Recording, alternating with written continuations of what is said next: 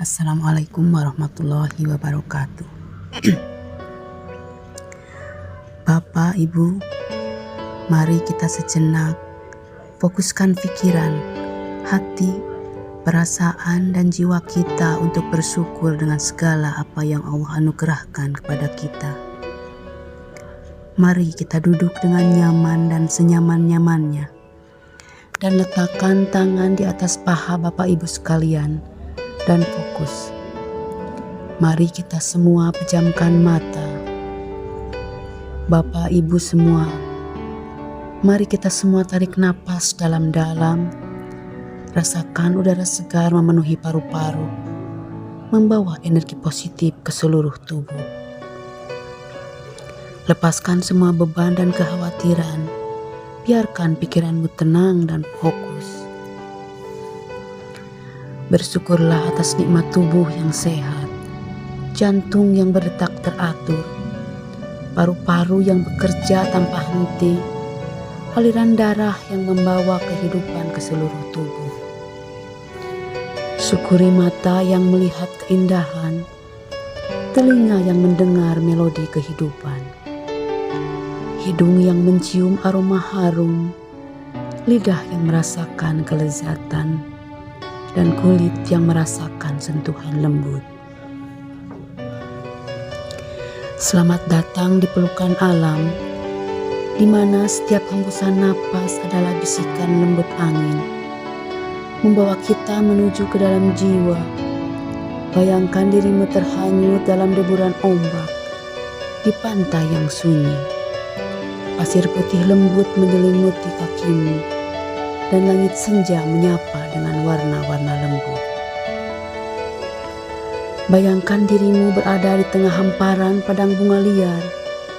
Warna-warni bunga bermekaran dengan indah, seolah menyapa dan mengajakmu untuk merasakan ketenangan.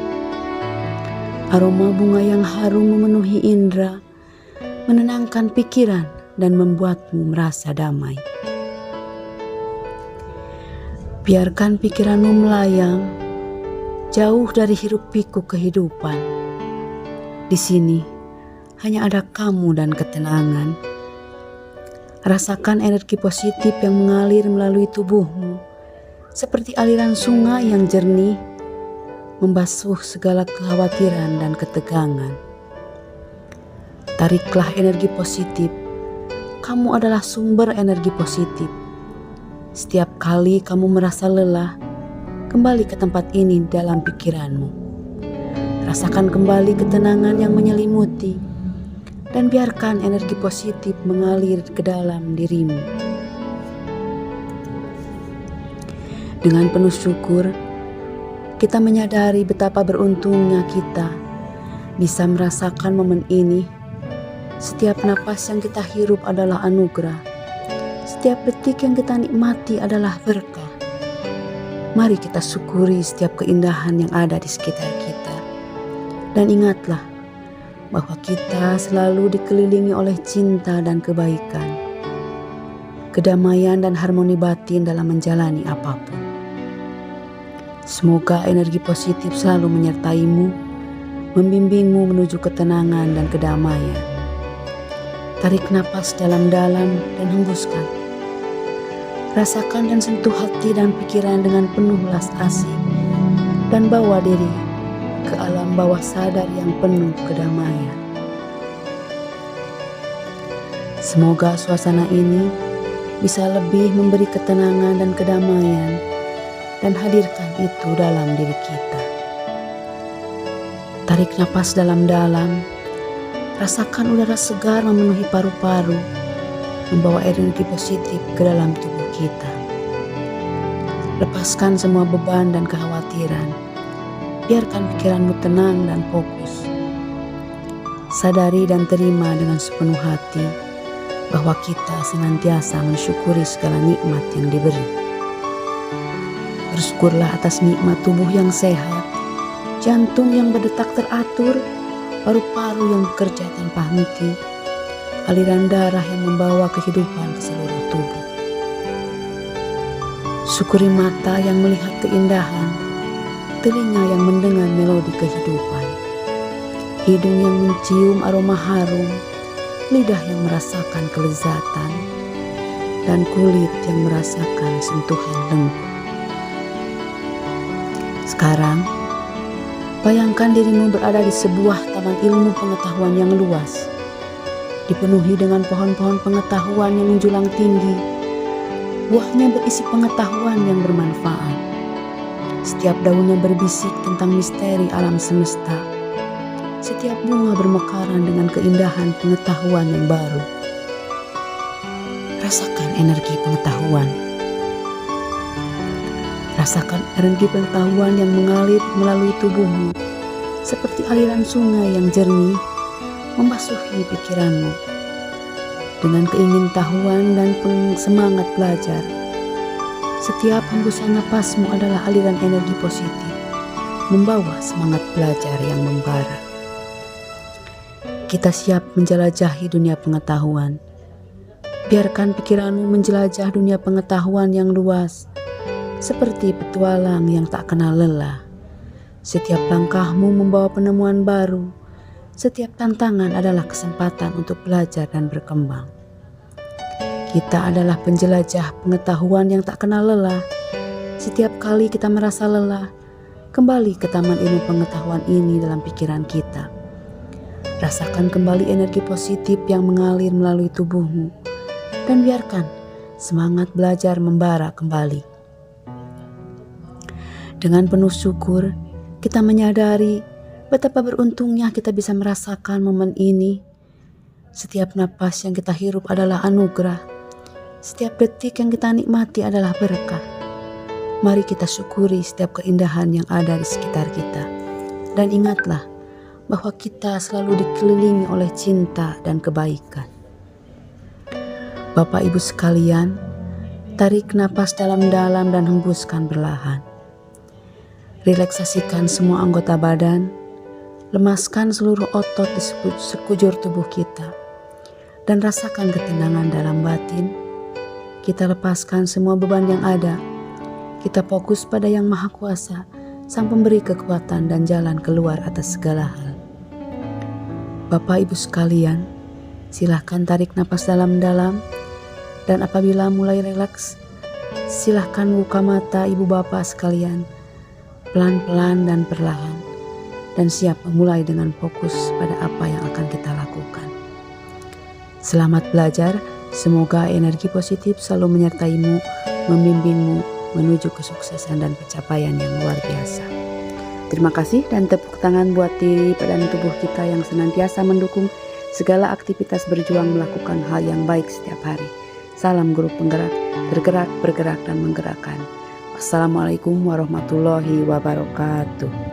Bismillahirrahmanirrahim. Assalamualaikum warahmatullahi wabarakatuh. Waalaikumsalam warahmatullahi wabarakatuh. Puji syukur kita panjatkan kehadirat Allah Subhanahu wa Ta'ala. Alhamdulillah, pada kesempatan kali ini kita dapat berkumpul di sebuah tempat yang insya Allah ridhoi dan Allah muliakan. Yang saya hormati Ibu Bapak Guru dari SDN 2 Mekarsari dan SDN 1 Mekarsari. Saya haturkan terima kasih sebanyak-banyaknya karena telah berkenan hadir pada kesempatan kali ini untuk mengikuti salah satu acara dari serangkaian acara yang sedang diikuti oleh rekan kita, yaitu Siti Maya Kusmayati, untuk melaksanakan salah satu tugasnya sebagai calon guru penggerak, di mana pada kesempatan kali ini beliau akan melaksanakan diseminasi atau penuntasan budaya positif pada modul 1.4. Mudah-mudahan apa yang beliau diseminasikan dan apa yang beliau tugaskan kepada kita selaku pendengar Ibu Bapak pada kesempatan kali ini bisa bermanfaat khususnya bagi beliau sebagai calon guru penggerak dan umumnya bagi kita. Untuk mengefektifkan waktu, saya persilahkan kepada Ibu Siti Maya Kusmayati untuk melaksanakan pemaparan.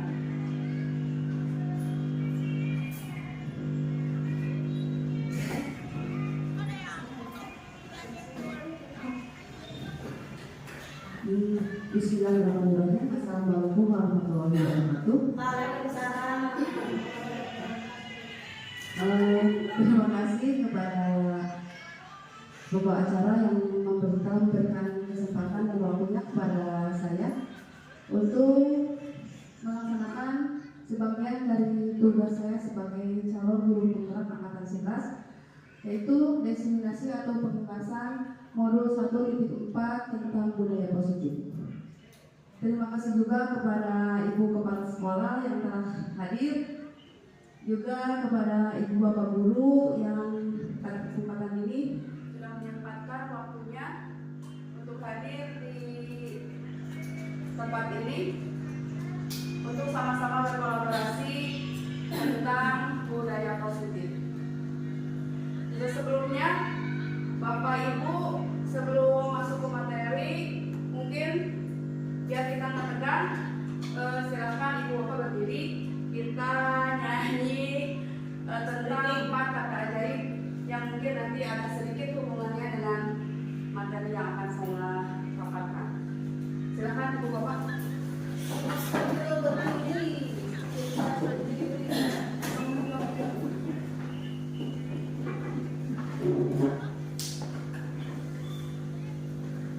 Jika nanti ada kata-kata minta maaf, Ibu dan Bapak menjawab dengan maaf pula ya.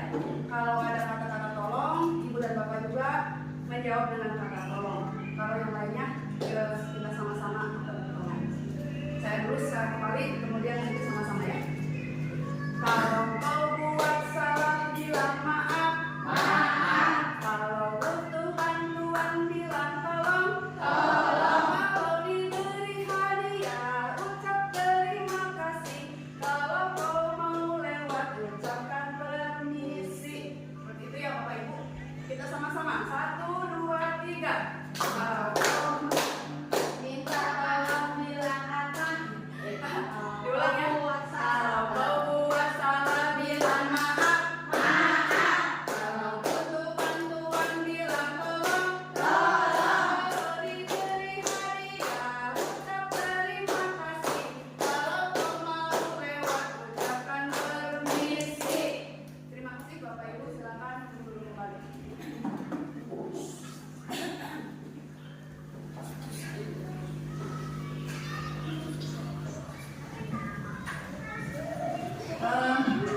Selanjutnya Bapak Ibu, kita ke materi. Ada beberapa pernyataan di sini. Saya akan bertanya kepada Bapak dan Ibu, apakah setuju atau tidak setuju dengan pernyataan yang pertama?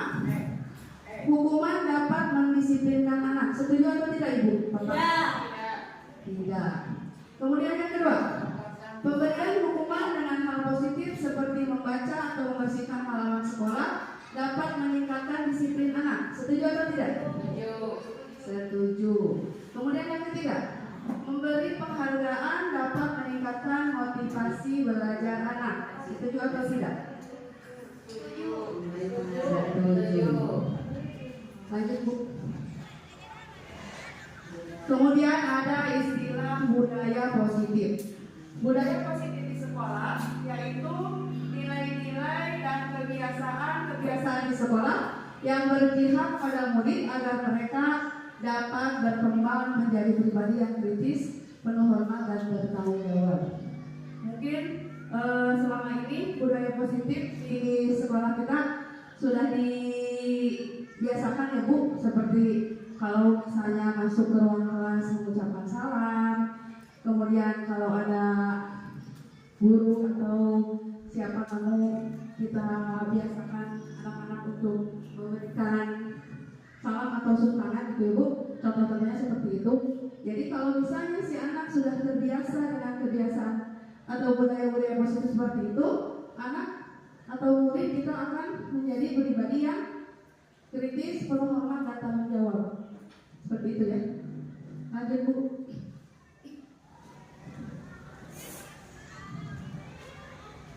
Nah sekarang ada perubahan paradigma ya dari yang dulu. Ada perubahan perubahan paradigma yang kebiasaan atau budaya seperti dulu.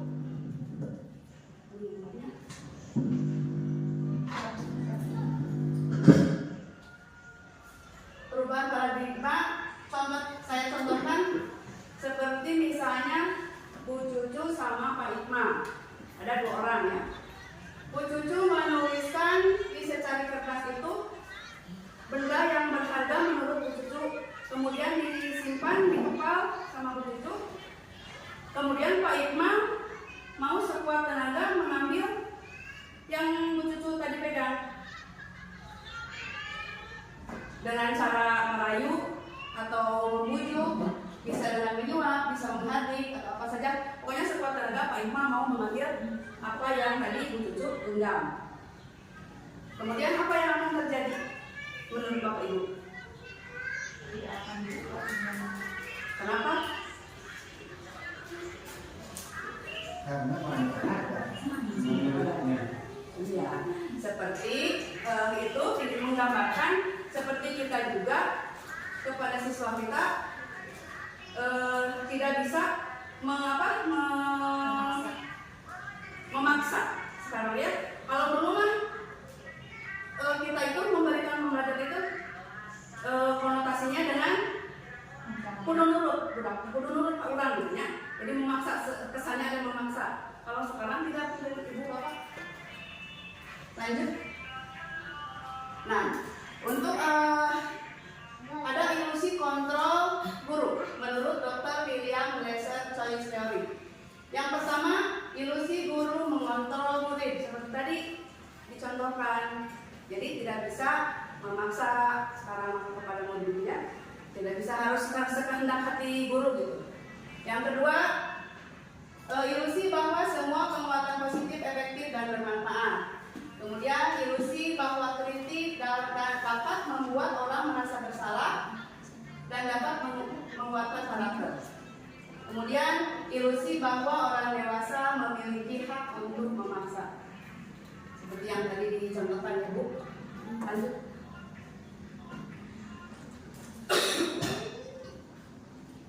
Kemudian tujuan pendidikan menurut Ki Hajar Dewantara.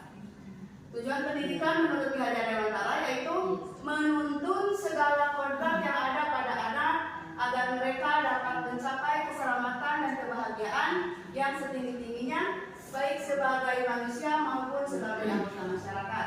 Oleh sebab itu, pendidikan hanya dapat menuntun tumbuh atau hidupnya kekuatan kodrat yang ada pada anak-anak agar dapat memperbaiki lakunya, bukan dasarnya hidup dan tumbuhnya kekuatan kodrat anak. Jadi kita sebagai pendidik, apa yang kita lakukan, apa yang kita rencanakan dalam RPP ya, kalau di istilah kurikulum 13 mah harus berpusat pada anak. Kemudian perubahan paradigma stimulus respon dan teori kontrol. Stimulus respon yang pertama yaitu guru bisa mengubah murid berpandangan sama dengan guru. Seperti tadi ya, jadi dulu mah jadi muridnya harus nurut gitu, harus sama dengan pandangan kita. Kemudian teori kontrol atau pilihannya, guru memahami pandangan murid. Kemudian stimulus yang kedua, perilaku murid dilihat sebagai suatu kesalahan. Sedangkan pilihannya yaitu semua perilaku memiliki tujuan. Untuk yang ketiga, guru bisa mengontrol murid. Seperti tadi ya, yang tadi dicontohkan. Sedangkan teori kontrol atau pilihannya hanya murid yang dapat mengontrol dirinya sendiri. Jadi sekarang mah murid harus bisa menentukan istilahnya apa, mau bagaimana atau kedepannya bagaimana, harus sesuai dengan keinginan murid. Kemudian yang keempat, guru dapat memaksa murid pada saat rujukan gagal. Menjelas ya Bu. Yang keempat, teori kontrol atau pilihannya yaitu guru dapat mengkondisikan antar murid berkolaborasi dan berkonsensus menciptakan pilihan baru. Kemudian yang kelima, model berpikir menang kalah. teori kontrol atau pilihannya yaitu model berpikir menang-menang. Nah, apa yang terlintas di pikiran Bapak Ibu tentang kata disiplin? Silakan. Taat aturan, kemudian bertanggung jawab.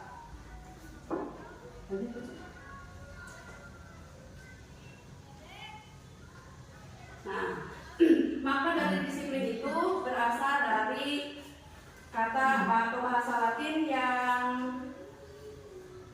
disebut disiplina, yaitu artinya belajar. Makna asal dari kata ini berkonotasi dengan disiplin diri dari murid-murid menurut Sokrates dan Plato.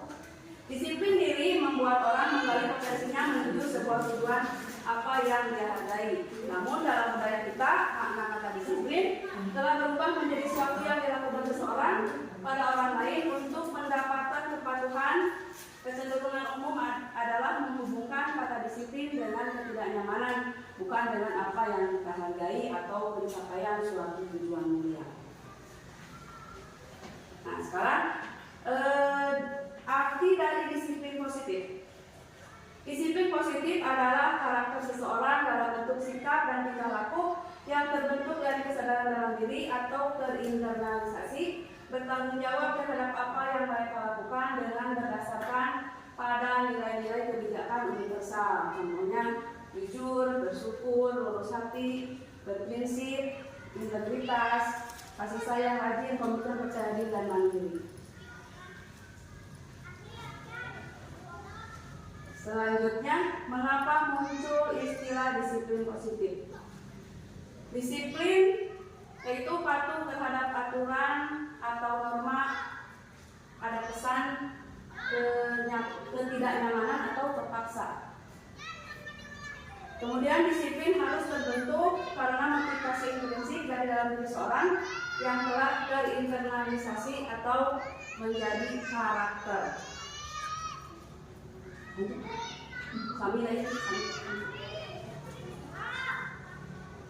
Kemudian ada yang dikenal dengan nilai-nilai kebijakan universal. Nilai-nilai kebajikan ini kebajikan namanya nilai-nilai kebajikan universal. Nilai-nilai kebajikan adalah sifat-sifat positif manusia yang merupakan tujuan mulia yang ingin dicapai setiap individu. Nilai-nilai tersebut bersifat universal dan lintas bahasa, suku bangsa, agama maupun latar belakang. Dengan mengaitkan nilai-nilai kebajikan keyakinan seseorang, maka motivasi intrinsiknya akan terbangun sehingga menggerakkan motivasi dalam diri untuk mencapai tujuan mulia yang diinginkan. Menurut Diana Dawson 1998. Mungkin kebajikan universal yang sudah kita tanamkan di lingkungan sekolah kita sudah tergambar dalam profil pelajar Pancasila. Barangkali Bapak Ibu masih ingat profil pelajar Pancasila apa saja? Yang pertama, bisa dan berkarya, itu poin 1. Poin 2-nya mandiri. Kemudian gotong royong. 2 lagi kreatif dan satu lagi kritis. Nah, supaya kita lebih ingat, Bu, kita nyanyi sama-sama lagi tentang profil pelajar Pancasila. Masih ingat Ibu Bapak? Ya. 1, 2, 3. Pelajar Pancasila beriman dan bertakwa pada Tuhan Yang Esa dan berakhlak mulia, berkebinekaan global, gotong royong mandiri, kreatif dan bernalar kritis. Hebat, Bapak masih ingat kan? Sekarang dilanjut dengan konsep disiplin dengan identitas gagal. Yang pertama adalah hukuman dan yang kedua adalah penghargaan. Kalau hukuman identiknya dengan menyakiti, tidak nyaman, takut, memaksa, murid menyembunyikan kesalahan, dan murid menjadi rendah diri kalau kita berikan hukuman. Kemudian penghargaan juga termasuk ke dalam konsep disiplin identitas gagal. Kenapa penghargaan masuk ke identitas gagal? Karena dengan penghargaan bisa merusak hubungan, mematikan kreativitas, menghubung dengan sistem ranking, dan merampas hak menghargai diri. Contohnya seperti ini Bu, kalau kita misalnya si anak terus dikasih apa teh? Kalau misalnya dapat menjawab dikasih hadiah. Kalau terus-terusan itu akan menimbulkan ketagihan. Jadi si anak tuh melakukan sesuatu teh pengen dikasih hadiah gitu ya Bu. Jadi tidak ada kreativitasnya. Kalau misalnya anak yang tidak selalu dikasih penghargaan atau hadiah itu akan timbul kreativitas dari diri. Lanjut.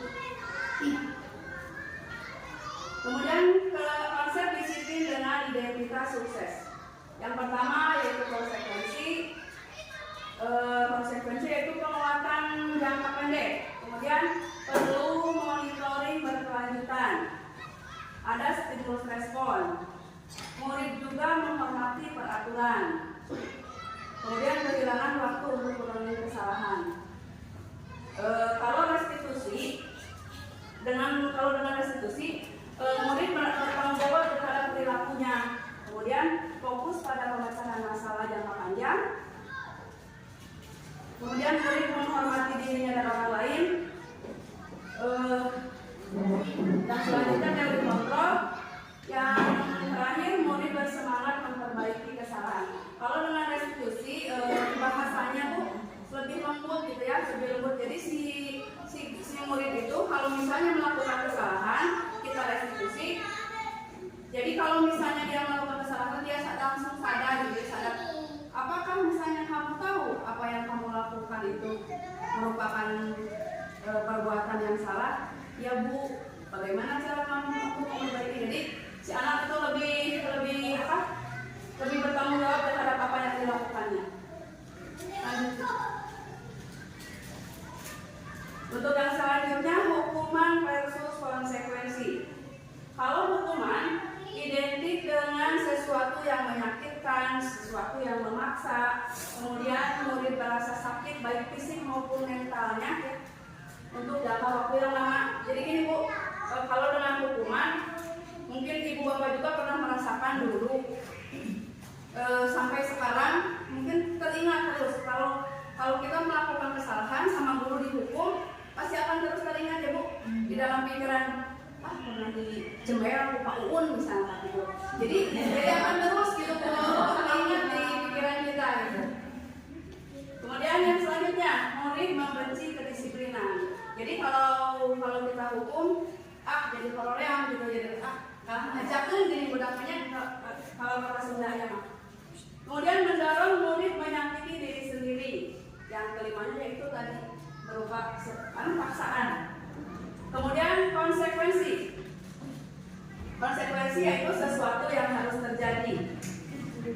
Kemudian murid merasa tidak nyaman dalam jangka pendek. Kalau dengan konsekuensi, murid menghargai disiplin. Kemudian mendorong murid agar dapat menyesuaikan diri dan ada stimulus respon.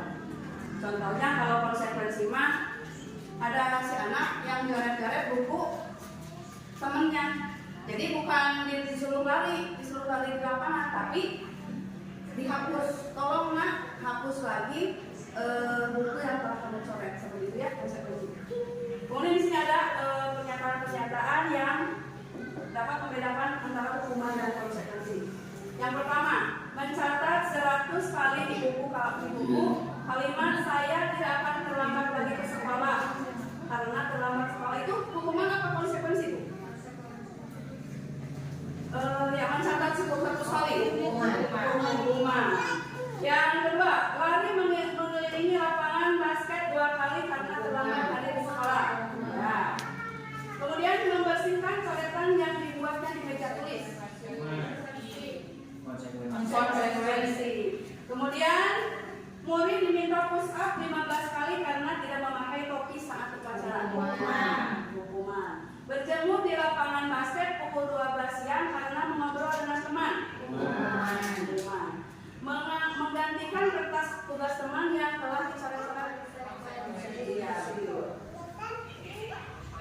Kemudian ada 3 motivasi berperilaku manusia. Jadi manusia itu berperilaku ada yang apa teh? Yang melatar belakanginya gitu ya. Yang pertama, menghindari ketidaknyamanan atau hukuman yang termasuk ke dalam motivasi ekstrinsik. Jadi contohnya si siswa teh datang ke sekolah pagi-pagi teh karena tidak mau dihukum. Contohnya seperti itu ya. Untuk yang pernyataan yang pertama. Kemudian yang kedua, mendapatkan imbalan atau penghargaan dari orang lain. Sama, termasuk ke motivasi ekstrinsik. Contohnya murid mau belajar keras tujuannya agar menjadi ranking kelas. Yang ketiga, menjadi orang yang mereka inginkan dan menghargai diri sendiri dengan nilai-nilai yang mereka percaya, yang termasuk ke dalam motivasi intrinsik atau motivasi yang keluar dari dalam dirinya sendiri, dalam hati sendiri.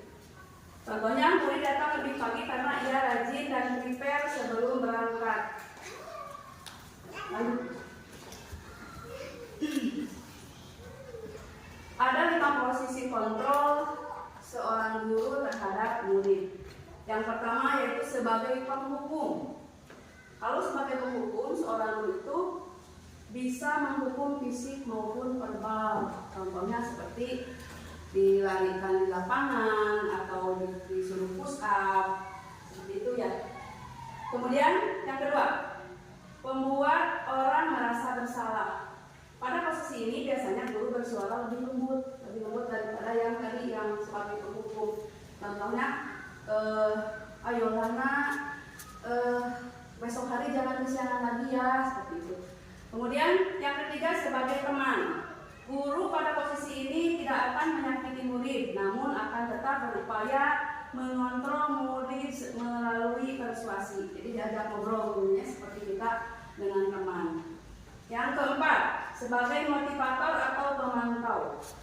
Memonitor berarti mengawasi, jadi guru sebagai pengawas atau pemantau. Yang kelima, posisi sebagai manajer. Posisi mentor di mana guru berbuat sesuatu bersama dengan murid, mempersilahkan murid mempertanggungjawabkan perilakunya, mendukung murid agar dapat menemukan solusi atas permasalahan sendiri. Nah, dari kelima posisi kontrol yang ini, menurut Bapak Ibu posisi kontrol mana yang ideal menurut Bapak Ibu? Sebagai manajer. Ini sebagai manajer ya, ini yang paling ideal. Lanjut dulu. Kemudian contoh-contoh posisi kontrol. Kalau kasusnya ada murid yang sering terlambat. Kalau guru sebagai penghukum, murid akan diminta push up 10 kali atau misalnya keliling lapangan 3 kali. Kemudian yang kedua, guru sebagai pembuat rasa bersalah. Contohnya guru memberitahu, sudah berapa kali kamu terlambat, begitu parahnya kamu kali. Jadi kalau ada kata-kata seperti itu, jadi si anak itu akan merasa bersalah. Posisi yang ketiga itu sebagai teman. Mungkin dicontohkan di sini kata-katanya, ayolah jangan terlambat lagi, buat senang gurumu ini, jangan terlambat lagi ya nanti, seperti itu. Kemudian sebagai pemantau, karena kamu terlambat 10 menit, maka nanti waktu istirahatmu dipotong 10 menit untuk memahami pelajaran yang tadi saya jelaskan 10 menit pertama. Nah, untuk yang posisi terakhir sebagai manajer atau yang biasa dilakukannya restitusi, yaitu apakah kamu tahu kesalahanmu? Kira-kira bagaimana kamu akan memperbaiki kesalahanmu itu? Seperti itu ya. Lanjut Bu.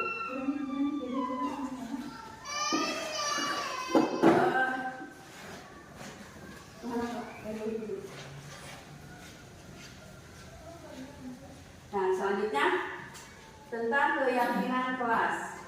Kalau dulu apa yang Bu? Tata tertib kelasnya, yang kita kenal itu tata tertib kelas. Kalau sekarang jadi keyakinan kelas. Karena dengan keyakinan kelas si anak jadi lebih bertanggung jawab dan apa teh? Meyakini bahwa itu kan keinginan mereka. Nah, untuk yang pertama, kesepakatan dari majelis satu kelas dan mereka yakin apabila kesepakatan Abu, tersebut cut ya dijalankan, Helena. Cut. Entong. apabila kesepakatan tersebut dijalankan, nilai-nilai kebajikan yang didapatkan di kelas akan terrealisasi sehingga kelas menjadi nyaman untuk belajar. Kemudian yang kedua, keyakinan kelas bersifat lebih abstrak daripada peraturan yang lebih rinci dan konkret. Kemudian yang ketiga, keyakinan kelas hendaknya tidak terlalu banyak sehingga mudah untuk diingat dan dipahami oleh semua warga kelas. Yang keempat, pernyataan keyakinan kelas senantiasa dibuat dalam bentuk positif. Jadi kalau keyakinan kelas bahasanya lebih apa ya? Lebih positif, lebih jadi tidak negatif. Contohnya biasanya peraturan kelas itu datang ke sekolah 15 menit sebelum pelajaran mulai seperti itu. Kalau di keyakinan kelas jadi bahasanya teh lebih lembut. Contohnya datang tepat waktu seperti itu ya Bu.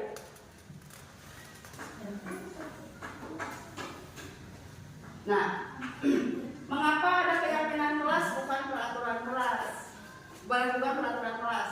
Kalau keyakinan kelas, jadi si siswa itu lebih yakin bahwa apa yang mereka tuangkan di dalam keyakinan kelas itu harus mereka pertanggungjawabkan. Jadi melaksanakannya itu lebih ikhlas, lebih unsur ramah sadar gitu melakukannya itu. Contohnya seperti ini, mengapa kita memiliki peraturan tentang penggunaan helm saat mengendarai kendaraan roda 2 atau sepeda motor untuk apa Bu? Kenapa kita memakai helm memakai helm pada saat mengendarai kendaraan roda 2? Untuk apa? Untuk keselamatan.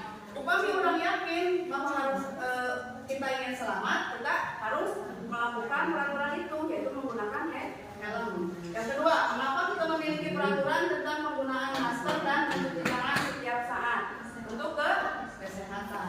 Lanjut yang itu. Nah, dalam merumuskan keyakinan kelas ada beberapa tahapan. Yang pertama yaitu berupa pernyataan universal. Jadi umum pernyataannya itu tidak rinci. Gitu. Yang kedua, sesuai kondisi kelas agar mudah diterapkan. Jadi keyakinan kelas di kelas 1 dengan di kelas 6 tidak akan sama bahasanya ya. Kalau kelas 1 mungkin lebih lembut, lebih ke anak gitu. Yang selanjutnya menggunakan kalimat yang positif, itu udah jelas ya. Yang keempat, sedikit saja agar mudah diingat, jadi tidak perlu terlalu banyak kalau keyakinan kelas. Yang penting intinya kurangkung gitu. Yang kelima, harus melibatkan semua warga kelas. Jadi nanti misalnya ibu mau praktek, jadi setiap siswa dikasih kertas. Jadi setiap siswa harus memberikan masukannya. Apa itu restitusi? Sebagai seorang guru, ketika murid akan melakukan kesalahan, tindakan mana yang akan Anda lakukan? Menunjukkan kesalahannya dan meminta melihat kesalahannya baik-baik, mengingatkan murid Anda akan kesalahannya yang sama di waktu sebelumnya, bertanya padanya, kenapa kamu melakukan sesuatu yang seharusnya tidak kamu lakukan? Mengkritik dan mendiamkannya. Kalau begitu, berarti anak akan merasa gagal. Apa itu restitusi? Restitusi adalah proses menciptakan kondisi bagi murid untuk memperbaiki kesalahan mereka, sehingga mereka bisa kembali pada kelompok mereka dengan karakter yang lebih kuat.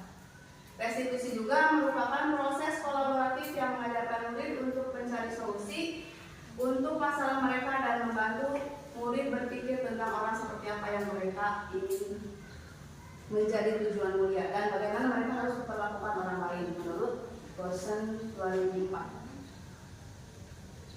Adapun ciri-cirinya restitusi itu yaitu 1, bukan untuk menebus kesalahan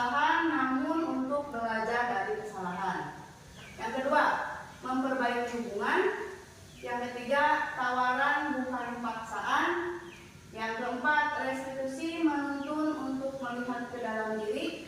Yang kelima, restitusi mencari kebutuhan dasar yang mendasari tindakan. Yang keenam, restitusi diri adalah cara yang paling baik. Yang ketujuh, restitusi fokus pada karakter bukan tindakan. Yang kedelapan, restitusi fokus pada solusi. Dan yang kesembilan, restitusi mengembalikan murid yang berbuat salah kepada kelompoknya. Jadi kalau misalnya kita tanya murid yang bersalah dengan cara restitusi, si anak tidak akan dibully oleh temannya.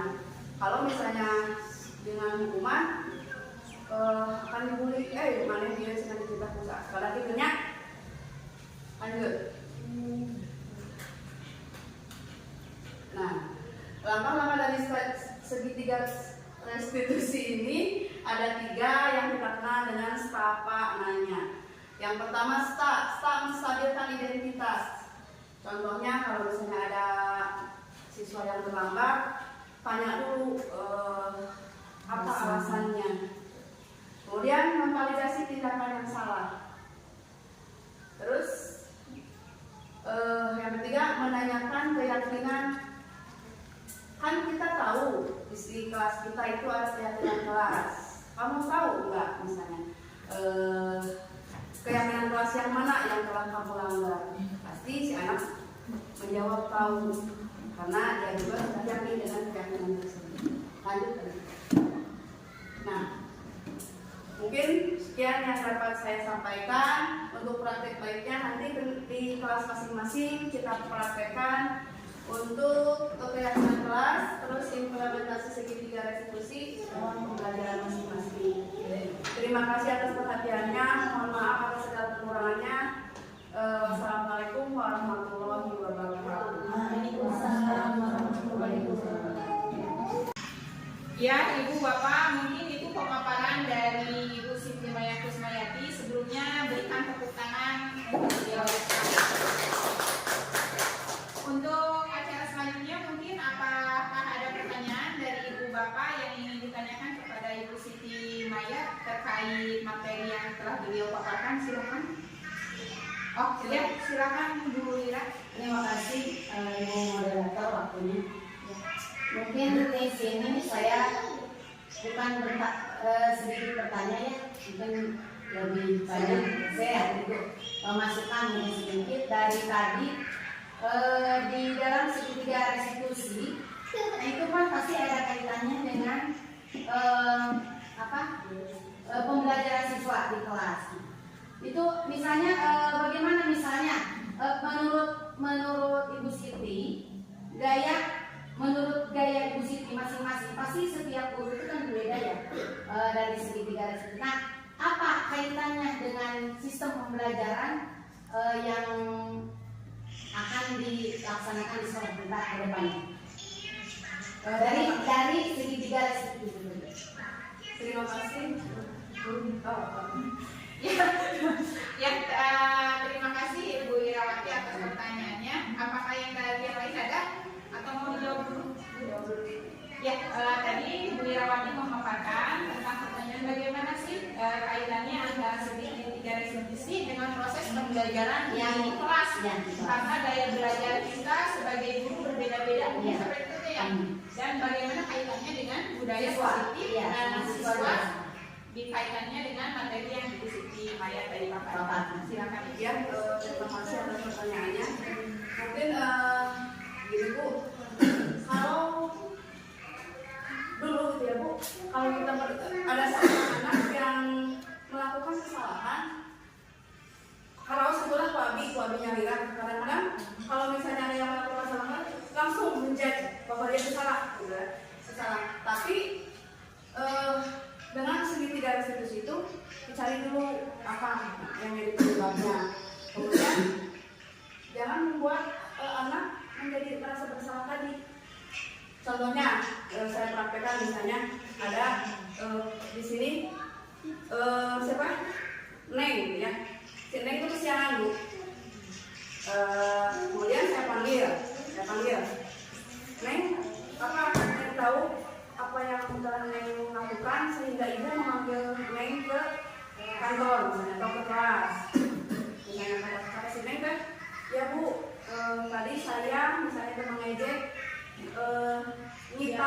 mengejek Mita. Jangan, nah aku beti ejekan maksudnya itu dengan jadi dengan kata-kata positif Bu. Ya Neng, tadi Ibu mendapatkan laporan bahwa Neng tadi mengejek Mita. Nah, Neng tahu apa yang Neng lakukan itu salah atau tidak? Pasti si siswa itu menjawab salah Bu. Nah, seperti itu. Jadi si siswa juga tidak akan merasa bersalah, tapi dia mengakui kesalahannya dengan secara sadar. Jadi kalau misalnya langsung kita jadi kamu salah, nah pasti langsung merumput gitu, langsung merumput aku benar salah, jadi rendah diri gitu lah. Jadi kalau misalnya dengan praktek segitiga restitusi, si anak akan mengungkapkan langsung kesalahan dia itu dan mengakui bahwa itu salah. Kemudian kita tanya lagi, apa usaha kamu untuk memperbaiki kesalahan itu? Akan meminta maaf ke Mita gitu. Itu mungkin yang dapat saya sampaikan. Terima kasih atas jawabannya Bu Siti. Bagaimana Bu Irawati, apakah sudah bisa dipahami? Sedikit paham, tapi lebih banyak tidak paham biar nanti saya banyak bertanya. Ya, bagus. Apabila Ibu masih banyak yang belum dipahami, nanti bisa. Kalau sudah paham, saya nanti tidak bertanya. Tidak akan praktek dan tidak akan mencoba ya Bu. Iya. Tapi mudah-mudahan dari rasa penasaran dan belum memahaminya itu, Ibu Ira melaksanakan dan mempraktekannya di kelas mungkin nanti atas bimbingan dan sharing dari Bu Siti Kusmayati. Apakah ada pertanyaan dari Ibu Bapak yang lain? Oh, cukup. Ya, mungkin Bu Siti Kusmayati saya haturkan terima kasih karena katanya kata audiens yang hadir pada kesempatan ini mereka dirasa cukup, mudah-mudahan nanti di belakang layar mereka pada penasaran dan mencoba. Ya. Ya, saya haturkan kepada Ibu Siti Kusmayati yang telah berkenan memaparkan materi tentang budaya positif. Mudah-mudahan apa yang beliau sampaikan bermanfaat bagi beliau khususnya dan umumnya bagi kita. Mungkin itu saja pada kesempatan kali ini yang bisa kita laksanakan. Acara dari awal sampai akhir telah selesai. Billahi taufiq wal hidayah. Wassalamualaikum warahmatullahi wabarakatuh. Waalaikumsalam.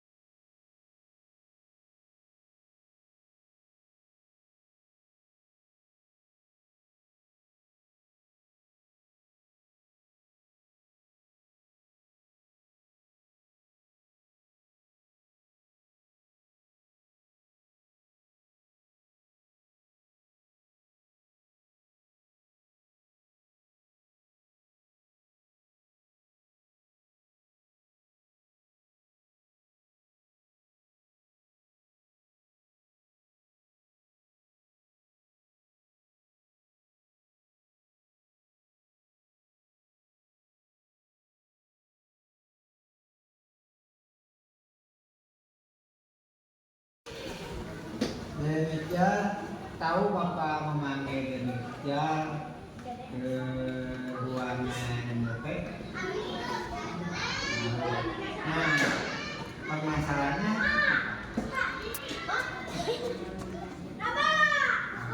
ngejek teman saya yang bernama Rido. Kenapa bisa mengejek?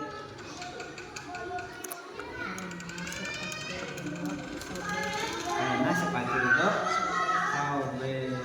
tahu pelanggarannya atau bahwa perbuatan dirinya itu benar atau salah. Nah, kenapa salah?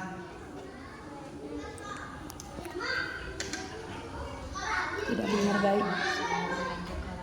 Nah, perbuatan seperti itu tidak boleh dan tidak boleh dilakukan kembali.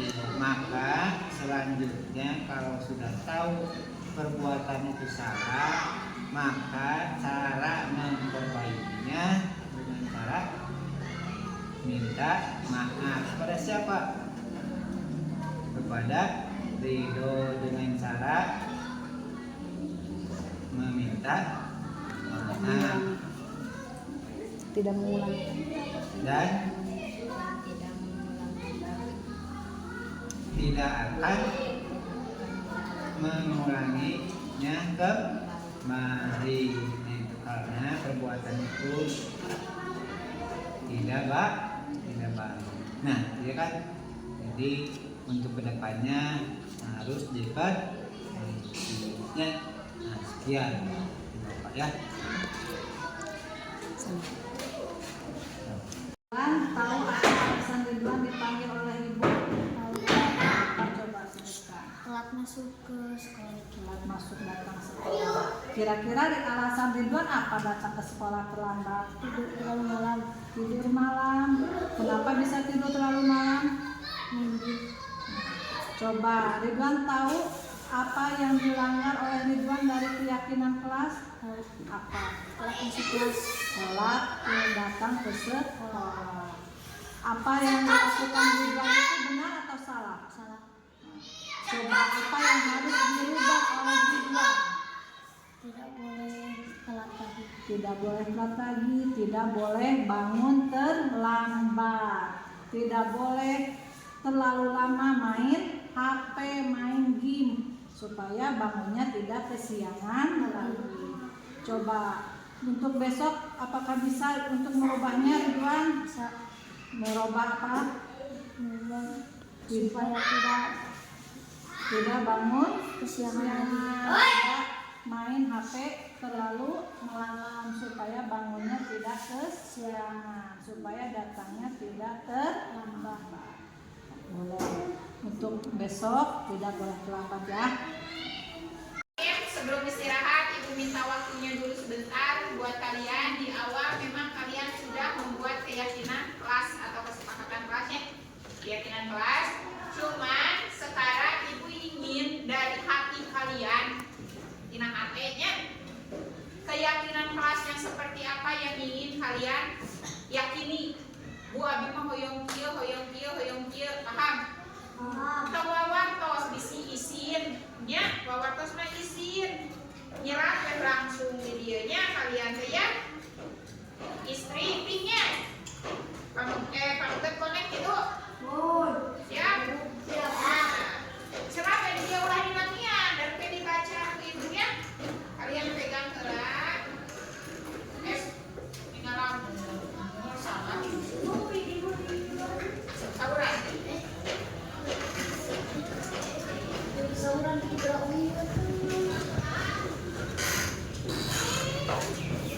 Ya istri sampai di video. Kamu kan sampai di Santi. Santi gua. Ya, teman mama saya benar. Kamu kan sampai di istri sampai di. Kamu kan? Ya, tulis dong keyakinan kalian di kelas teh. Di sana teh tidak boleh berkata kasar, tidak boleh kesiangan, tidak boleh membuang sampah sembarangan. Hah? Ya, disewa eta teh nya. Ya.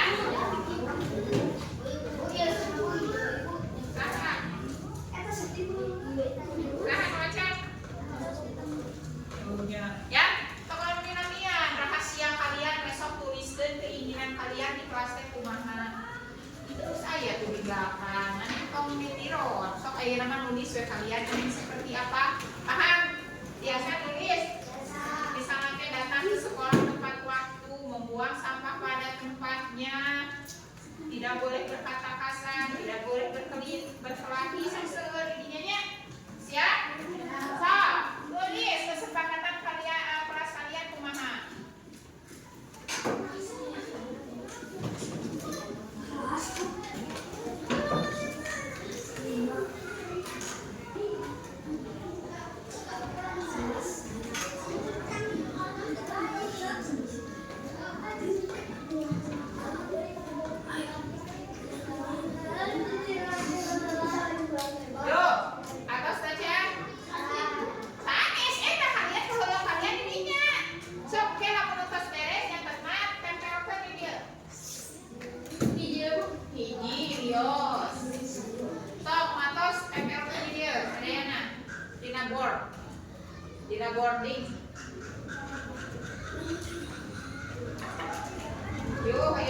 nasib kalian.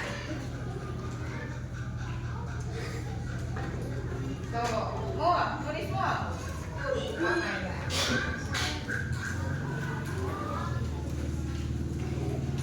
Ayo, Mi. Yuk, sok Nip, Nip. Ini, tempelkeun. Nya teh bakal nempel di dieu mah geura. Teh nempel urang oleh maneh. Sok, terus.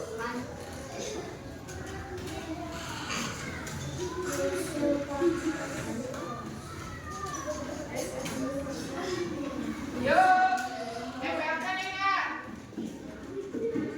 Ayo. Tadi penyebutan semuanya.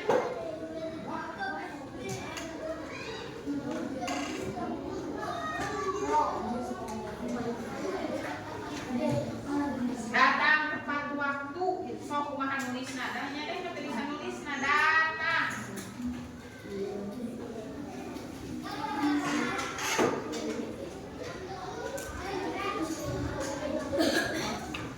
Datang. Datang.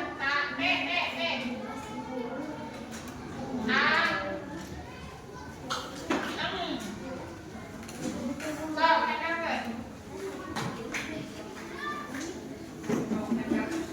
Sok, gimana we?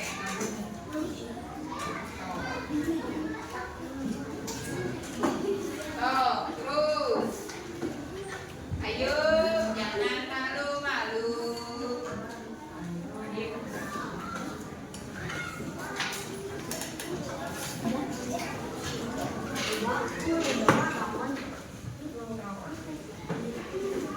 Anak-anak mau pergi ke mana? Sok.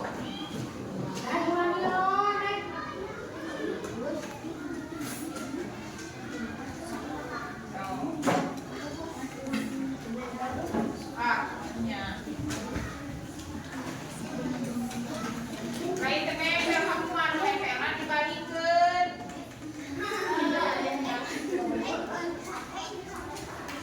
Ya, pergi ke dia. Tempel mana kurang tempel mah.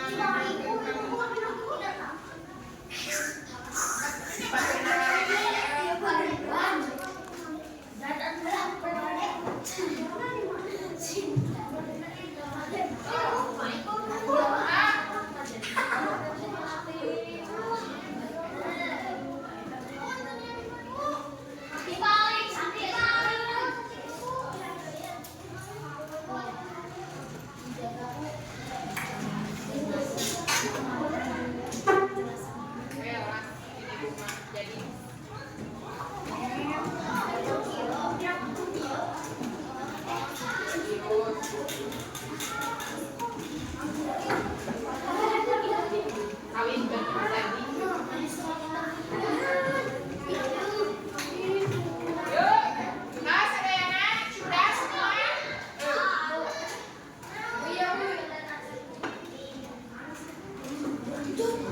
Yuk, sudah. Sudah semuanya.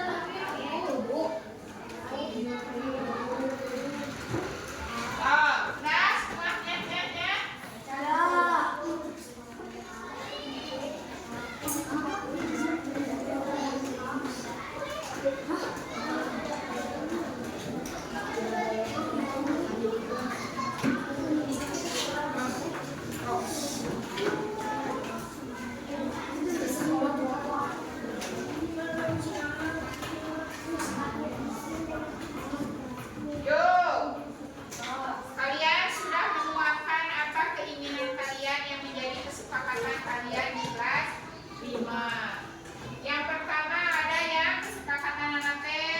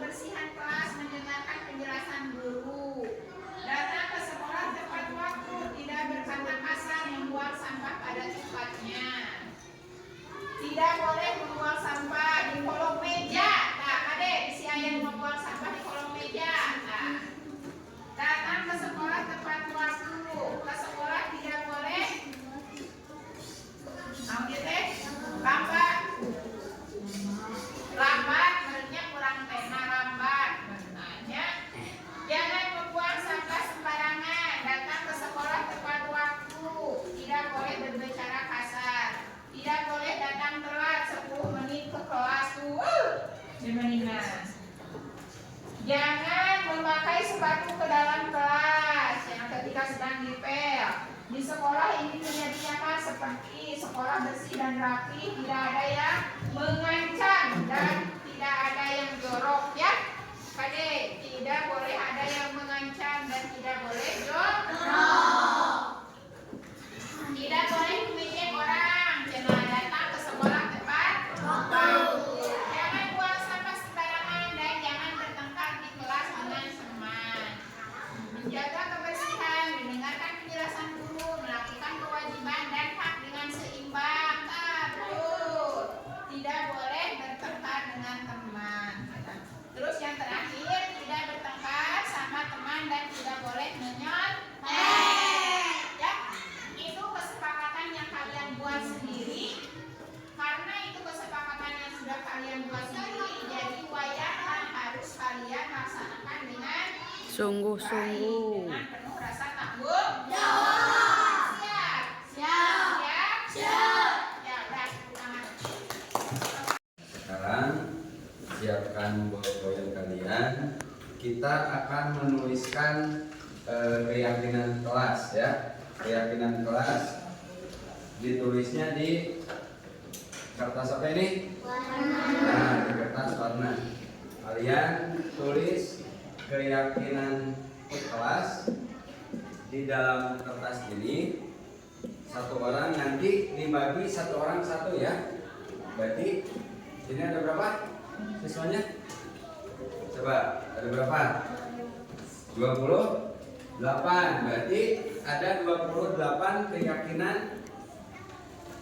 kelas ya.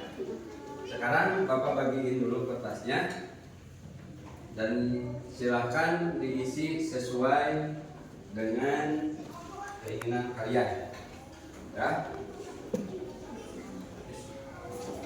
Bagi ke belakang.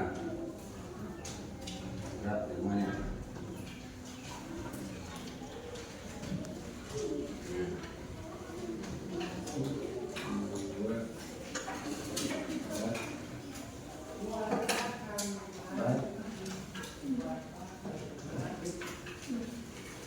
Lagi.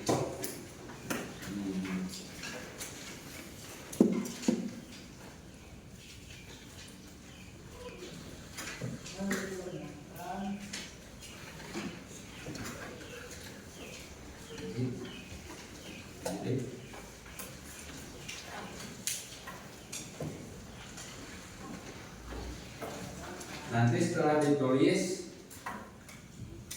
kalian boleh menempelnya di papan tulis dulu ya.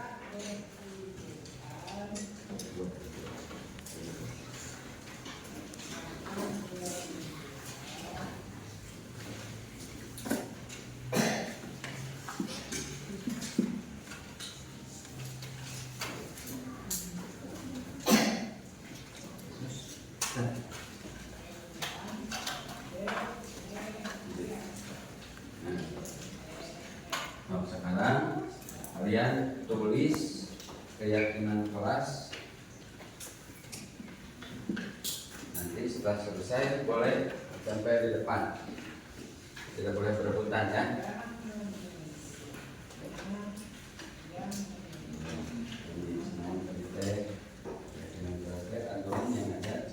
Yang akan diterapkan di kelas.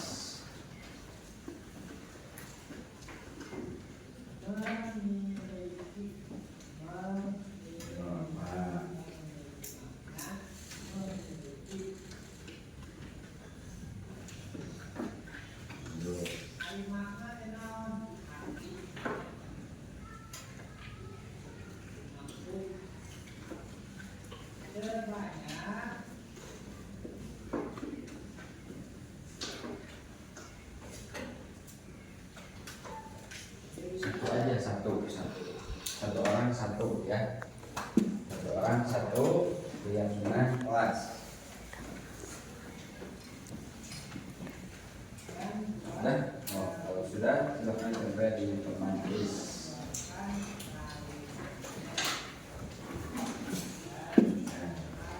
Kalau bebas mana aja.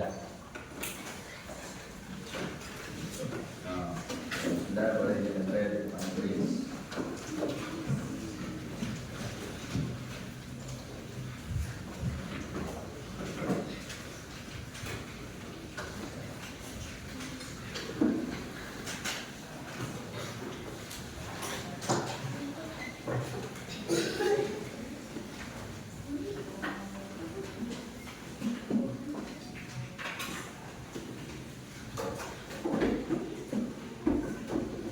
Sudah semuanya?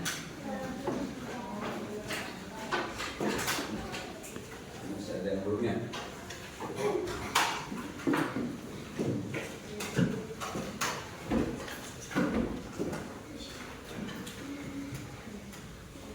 Satu aja, satu jangan nggak usah banyak-banyak, satu aja.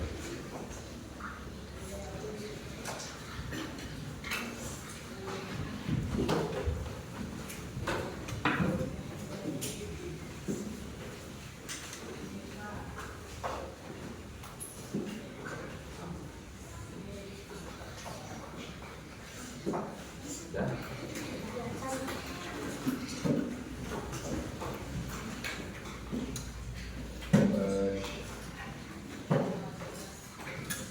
Satu aja, satu.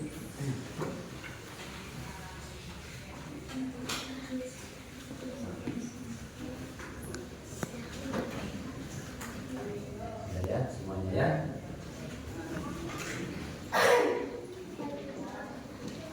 Nah, oh, sampai nggak?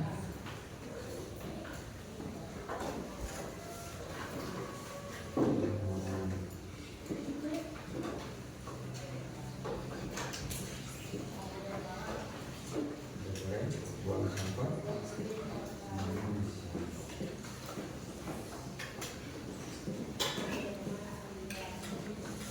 Bisa lihat tasnya?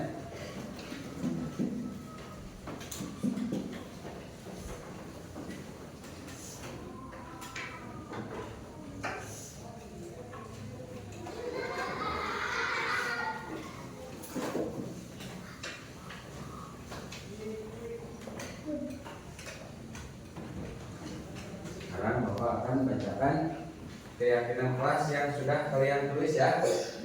Yang pertama itu ada jangan menyontek. Terus tidak boleh marah. Terus tidak boleh berantem, buang sampah pada tempatnya. Terus jangan menyontek, tidak boleh berbohong, tidak boleh menyontek, jangan membuang sampah sembarangan, jangan berkelahi di kelas, harus bersifat jujur, tidak boleh berantem, ayat usaminya. Tidak boleh buang sampah sembarangan, sama, tidak boleh berkata kasar, ya. Terus harus jujur, tidak boleh berkelahi, harus jujur. Tidak boleh berkelahi, menjaga kelas dengan baik. Ya, tidak mencontek. Terus tidak mencontek dan tidak boleh berantem. Tidak boleh menyontek, harus merawat kursi dan meja. Ya, tidak boleh berkelahi, tidak boleh menyontek, tidak boleh berbohong. Tidak boleh buang sampah sembarangan, tidak boleh menyontek. Banyak yang sama? Banyak ya? Contohnya yang sama tadi apa aja? Tidak boleh menyontek. Terus tidak boleh berbohong, itu tadi. Terus tidak boleh berkelahi. Semuanya hampir sama ya? Semuanya hampir sama.